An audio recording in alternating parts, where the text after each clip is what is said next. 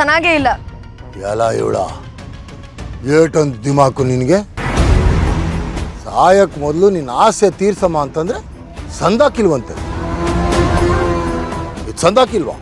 ಹಂಗಂದ್ರೆ ನಾನು ತಿನ್ಸಕ್ಕಿಲ್ಲ. ಹೋಗು ತಗೊಳ್ಳ ಇದನ್ನ.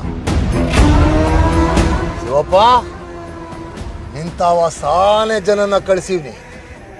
ಇವಳನ್ನು ಹಂಗೇ ಒಪ್ಕೊಂಡ್ಬಿಡಪ್ಪ. ವೇಟ್ ಶಿವರುದ್ರಪ್ಪ. ಯಾಕೆ ಗೌರವ? ಸಾವು ಅಂದ್ರೆ ಭಯ ಆಯ್ತಾಯ್ತಾ? ನನಗೆ ಯಾಕೆ ಭಯ ಆಗ್ಬೇಕು ಹೇಳು?